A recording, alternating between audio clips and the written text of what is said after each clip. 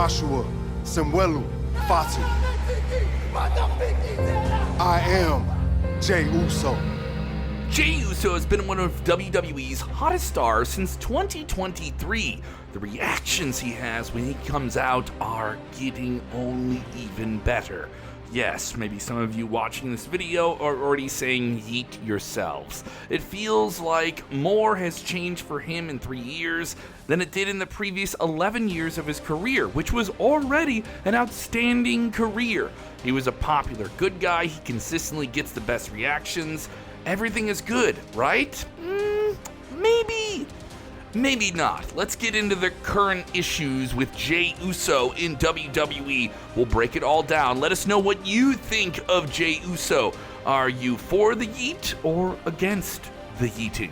Let us know in the comments below. I'm Kevin Kellum. This is Sportskeeda Wrestling. Stand back. There's a new wrestling quiz coming through. Check out BrainBuster, the daily quiz that tests your WWE knowledge with winning streaks, stats, and more. It's time to see if you're up for the challenge.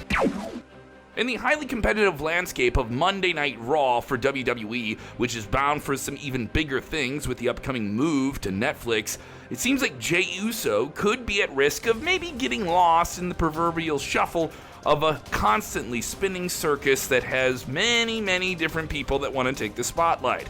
And it can happen quicker than you think. So what exactly is the Jey Uso problem that WWE might have? And we're just speculating here.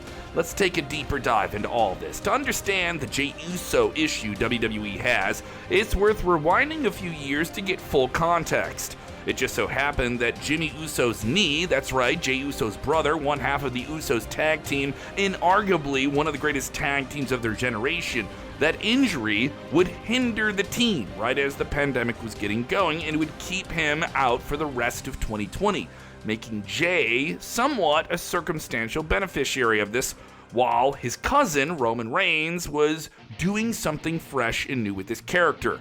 During the pandemic, they reinvented Roman Reigns as the tribal chief, and that whole bloodline story got going. And he needed someone to spin his maniacal hubris change into an ego-driven monster, and that person was the supporting player, Main Event Jey Uso. And this took a lot for the audience to get used to. This was someone we were never used to seeing without his brother far away from him. He was virtually seen as inseparable from his brother to WWE fans. And all of the jokes were there about how people couldn't tell the difference between them, but that's your dumb fault because, I don't know, you can't tell twins apart? Then they went away for the first time, and he was suddenly put in that position to challenge the newly won WWE Universal Championship by his cousin Roman Reigns, with Paul Heyman at his side pulling the strings. It was all mind games. That's right, Jey Uso did not want to fall under the command of his maniacal cousin Roman Reigns, and a match he had to win to become the number one contender was put in place. Yeah, Roman Reigns and Paul Heyman pulled the strings to make that possible. And when Jey faced Roman for the Universal Championship, he would be the first of many victims. And he was also the first victim to be transformed, molded in the vision of the one tribal chief, Roman Reigns. You will be what I need you to be because I'm the leader of the family, blah, blah, blah, blah, blah. Yeah, he's a really evil guy, that Roman Reigns, when he was doing the tribal chief thing. Yeah, and when Jey's brother Jimmy returned, they were once again a tag team. But Jey made a mark during that time. He kind of came out of the shadow of just being one half of the Usos. And when they were reformed as a tag team, they were now a fresher, reinvented version. They became more than just the two brothers. They became a vicious, very meaner version of themselves. Even though he was a part of the tag team again, they started to reign upon the tag team division and have one of the longest reigns ever as WWE Tag Team Champions in the company's history. And he was still Main Event Jey Uso. He was still the right-hand man, but there was always a feeling that he could be more than that. We would go so far as to argue that the run he had before Jimmy came back still paid dividends to this day. It was still under the surface the whole time they had this monumental tag team run. It came at a bit of a weird way, though, because it followed Jimmy leaving the Bloodline abruptly. Fans wanted to see Jey Uso come out on his own as a single star, and he would finally get that opportunity in 2023. And when Jey was the first one to pin Roman Reigns after almost 1,300 days at the Money in the Bank event, it was a big Civil War tag team match that set up a big blockbuster main event between Jey Uso and Roman Reigns again. And in a twist, it still makes no sense a year later that Jimmy Uso, his brother, would return and betray his brother, even though Jimmy Uso betrayed Roman Reigns. It's confusing. We don't get it either. Yeah, showing his alliance to the Bloodline. You know, we all have to show alliance to the Bloodline. Sure, whatever. At first, Jimmy seemed like he was still against Roman Reigns and was all personal against Jey, his brother. But it ended up that he was rejoining the Bloodline anyway. And since Jey was never going to be the one to dethrone Roman Reigns, although many argue he should have, it made sense for him to be in I quit WWE situation and be brought simply back over on Monday Night Raw to get away from the family and start a journey on his own. The reaction he got at Payback when he returned was massive. Fans were ready to see Jey Uso take that next real formidable step in his career and set a real path under his own name, not just the family name. And the betrayal at SummerSlam, while making no actual freaking sense, did serve the purpose of having the Jey vs. Jimmy WrestleMania match down the line. There were a few problems for Jey a few months into his run as a singles guy on Raw. Just a month in, he won the Undisputed Tag Team Championships with Cody Rhodes. What's the problem? It immediately begged the question, was he brought over to Raw just to be a tag team champion again? That's not a bad thing, but obviously this is something he was already familiar with. How was this too different than what fans had for him and their hopes? Yes, people that want a fantasy book were getting their tweezers out for that one to pluck a hair or two. Yeah, in only 9 days, he and Cody lost the titles back to Finn Balor and Damian Priest of the Judgment Day. But it did serve one purpose. For one, Cody got to go to SmackDown and have a silent face-to-face confrontation, since if you were the tag team champions at the time, you could do so, and he got to have that face-to-face with Roman Reigns and set up their rematch, half a year later. Even after that, Jey was still technically in one of WWE's biggest storylines. He was teaming up with Cody Rhodes, Seth Rollins, Sami Zayn, and Randy Orton against the Judgment Day at Survivor Series War Games in front of a sold-out, rocking Allstate Arena in Chicago. I was there. It was awesome. Overall, it was so far so good kind of situation. But the problems began to emerge in late 2023. The main issue was that Jey, while useful and very popular, was lower on the priority list. There was a lot of people getting over around this time, and sometimes people get shuffled. Sometimes some people usurp their position or overperform expectations. He wasn't going to be the one to dethrone Gunther for the WWE Intercontinental Championship that he had an iron grip on, and his title reign was breaking records. Even his feud against Drew McIntyre. The idea was to turn Drew into a vicious bad guy at the expense of Jey Uso. So WWE couldn't have Jey besting him in the match. But Jey still did the right thing by helping to get a character ready for WrestleMania season.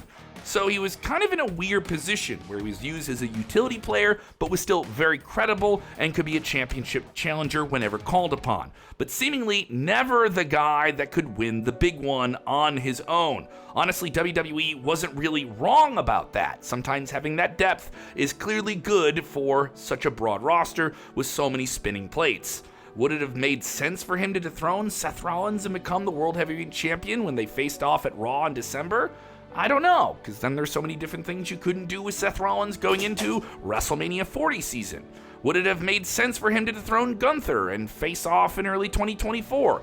Not exactly. You got to have that big moment with Sami Zayn and Gunther at WrestleMania 40. Since WWE was running for Jey vs. Jimmy match, brother versus brother, a match that both brothers have professed they wanted for years, it made sense that he would be haunted and hunted by his brother. Then came WrestleMania season. His match against Jimmy Uso, his brother, was one of the more highly anticipated bouts, and unfortunately, it just fell flat for a variety of reasons. One of them being time. They simply didn't get enough time. The expectations for this brother versus brother match were very, very high. Would it be better than Bret Hart versus Owen Hart at WrestleMania 10? Once the bell rang, it was far from that. It circles into one of the bits of criticism that Jey Uso was slowly receiving from a certain portion of the WWE fanbase. He didn't get the time, the match wasn't positioned on the card, maybe it should have been one of the opening bouts of either night.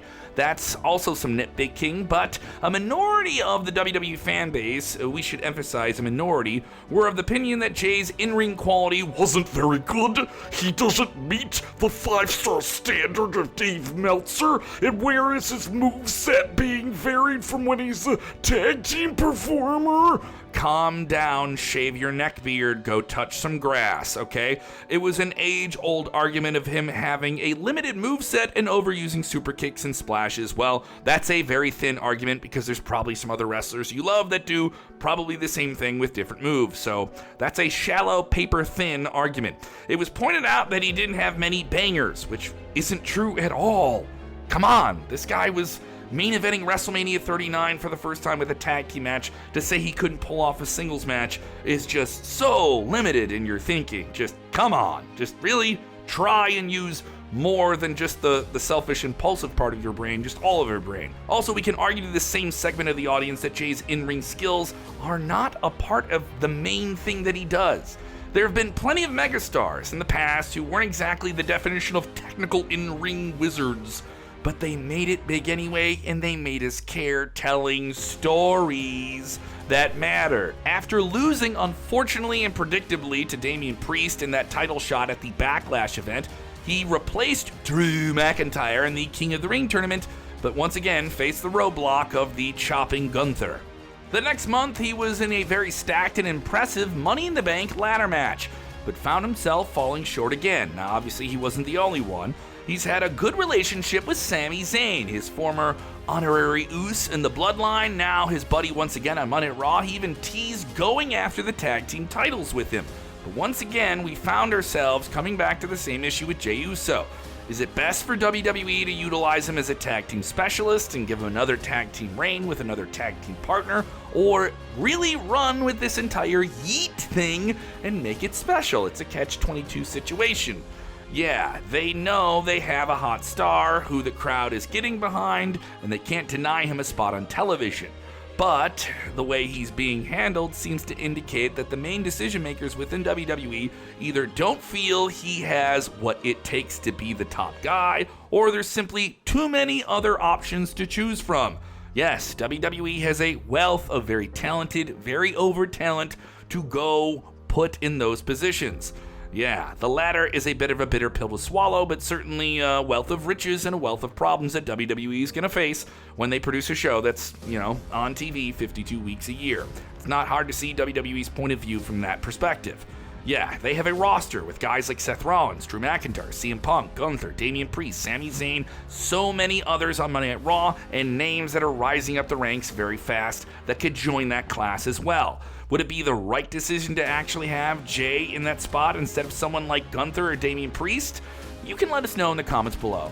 Jey Uso is falling into a bit of a slippery slope.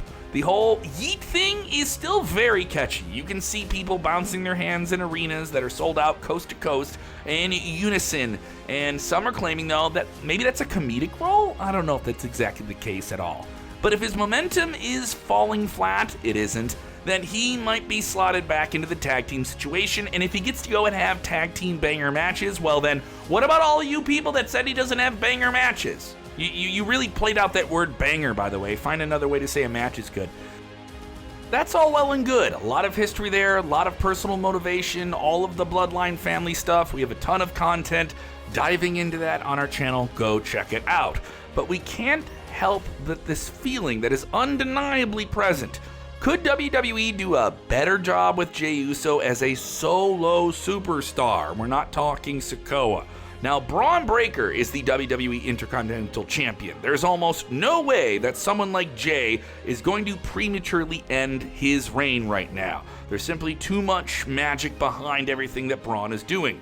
There is some that could say Gunther or the World Heavyweight Championship could be Jey's next destination and pursuit. The only solution at this point is simply putting Jey Uso in a very, very important storyline that doesn't need a championship. Maybe a personal issue, a grudge, if you will. It's hard to create a hot non-championship storyline without a good backdrop, but actually, this is WWE. It's not that hard, and you can do it with someone who has the clear ability to project all of the emotions on screen that Jey has.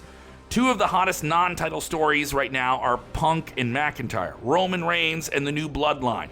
Context is key. You can make a personal issue and then propel that into a big payoff at a big event with a big match. Two men, real issues, ring the bell, let's find out who wins. For CM Punk and Drew McIntyre, they had a freak injury moment in the Royal Rumble 2024 that could completely played off into a furthering of their storyline. It did. For Roman Reigns, we don't need to explain the Ulafala feels and more prestigious things he's pursuing that aren't a championship. He's pursuing the legacy of his family and who runs that role as tribal chief. There's magic there that they can certainly play with. That's power, that's different things, that's consequence. Jey Uso needs his own consequence to fight for. There's definitely the opportunity for that to happen when Jey is in a position where he's hot, he still is, because he needs the story that gets him to that next breakthrough level, that levels him up. Either that or WWE fans will have to accept the unfortunate reality that Jey Uso may never be viewed as the top guy, but the guy who's right by him. We would argue that he deserves a shot at it all in WWE, but WWE needs to navigate that, and how to handle that with him is just beyond only saying yeet. Yeah, there's more to yeet here than simply just yeet. And if you're in the camp where you're saying, oh, the yeet thing is getting old quite fast, you are fickle, and you just live within a Twitter timeline of trends and memes that grow older and faster than milk sitting in a fridge. This isn't that. There are new casual fans that are yeeting right now, and they're not watching this video and arguing with you in the comments. But that's okay. Jey Uso is over with them. Jey Uso is over with the diehard fans arguing in the comments. But it doesn't matter. If he's over, where does it go from here? Does he still have the momentum to get to the next level and be Main Event Jey Uso again? Yeah, that's the real yeet of the situation here.